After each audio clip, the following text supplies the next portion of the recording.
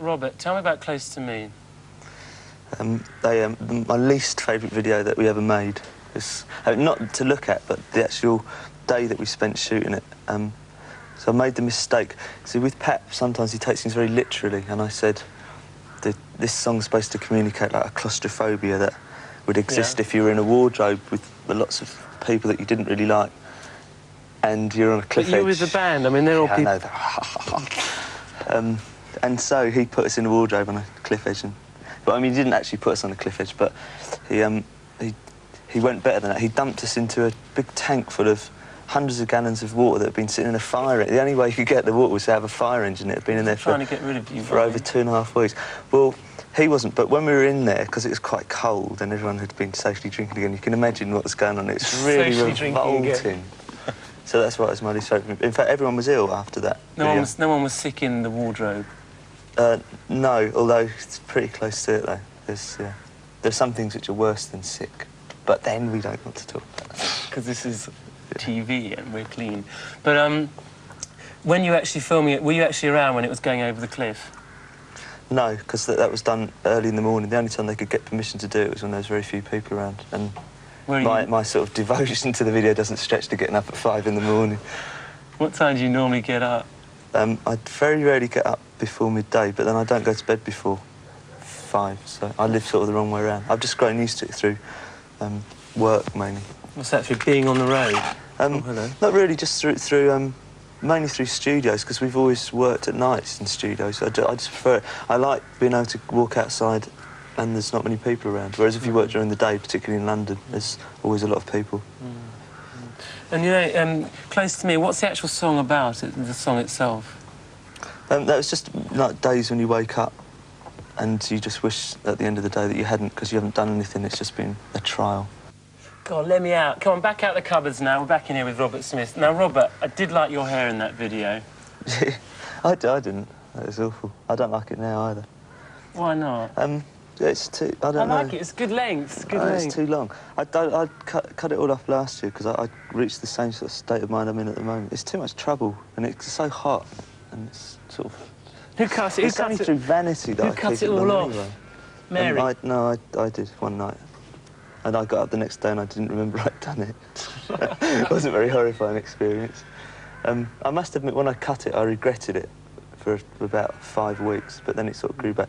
I don't know, it's just, it's nice to have a change every now and again. I think I'll probably cut it off again soon. What, like, as soon as you get out of here? Yeah. John, wipe away the memory. In the lift. Yeah, I'll come out the lift and I'll be a new man. Give us a look. But what does Mary think about all this? Mary, you're long... Well, how long have you been going back with Mary now? About 13 years, I think. She's Betty Boop to you, isn't she? Yeah, yeah. You haven't got your T-shirt tonight? No, I thought I'd dress up for this. Well, it's damn nice. It's a very new shirt, this. Looks it, doesn't it? Where'd you get it? I bought it specially creased. Yeah. Who made it? I've no idea. Actually, it isn't really mine, it's Simon's. But, OK, to go on from what I think is a great video on to probably my favourite, Boys Don't Cry.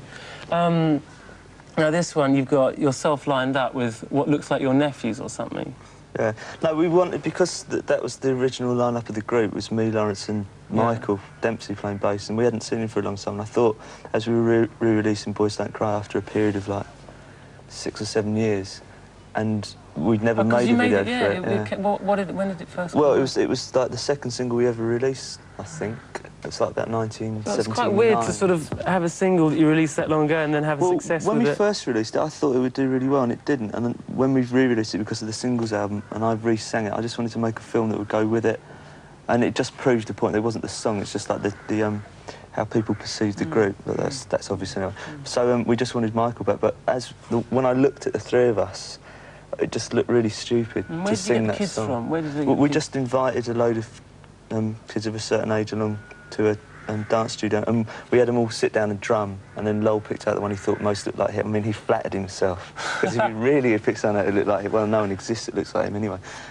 And so we each did the same, and so we picked someone out who we thought brought our character out best. Tell me, how long did it get you to get that kid doing that bit with the guitar? He did it very naturally. I was just laughing. There's always something in Pat's videos. It's at the end bit when Lowell's eyes are red, it's really tacky.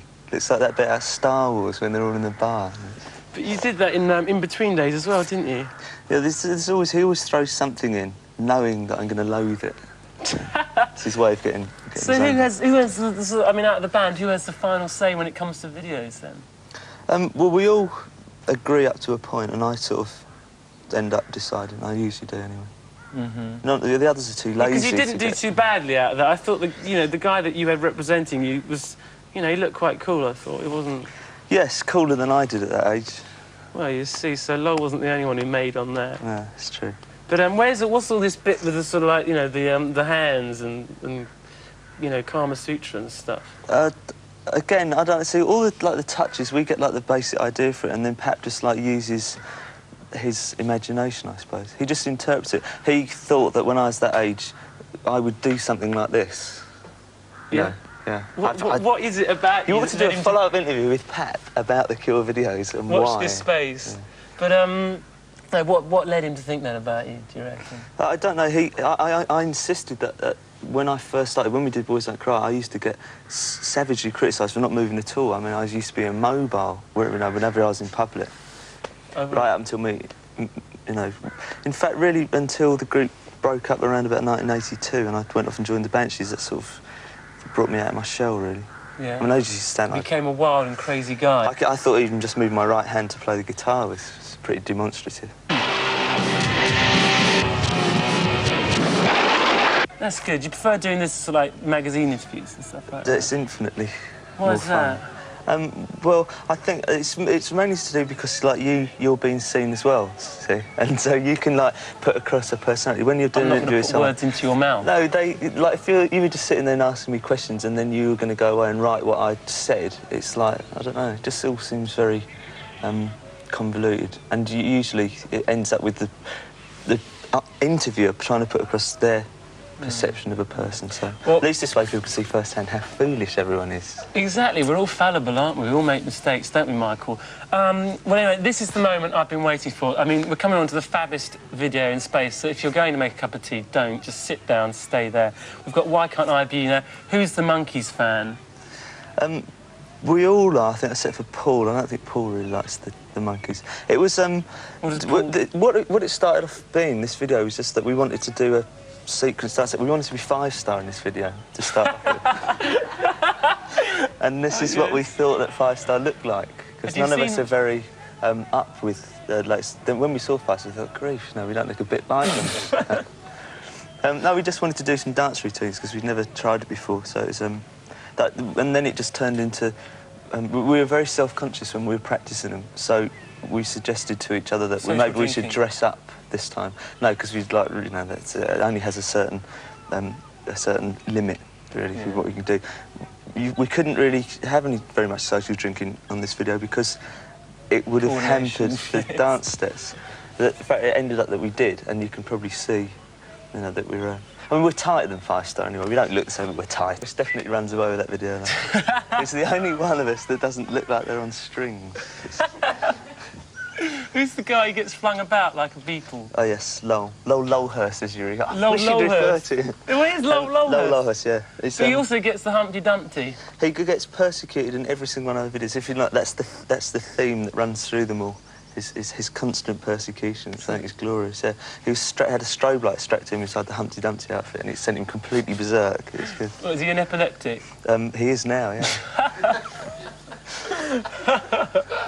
Who set up the dance routines and that? I mean, all this like the Here We Come monkey stuff. We sort of just did it between we thought, what do you used to see Pan's people doing, and we sort of figured worked it all out. And 5-star, yeah. We imagined what 5-star would like to do. That's our premise of that video. In fact, yeah, I think the first time I saw that, I thought I was looking at 5-star. I mean, I suppose she probably said, "Stedman, do you remember making this?" And he said, "No."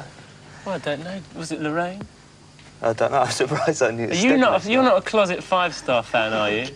I think we have a closet 5-star fan here in the studio. Yes, it's my dream to meet them. Yeah? Well, that can be done here on Night Network, of course, because nothing's impossible. Anyway, back to The Cure. Tell me, who's the guy who has the pig? That's Paul, who was, well, we're all in various cousins. Yeah, he's got a Vietnamese pig called Desmond that is house-trained and that he claims is extremely intelligent and can read and write and all stuff, that.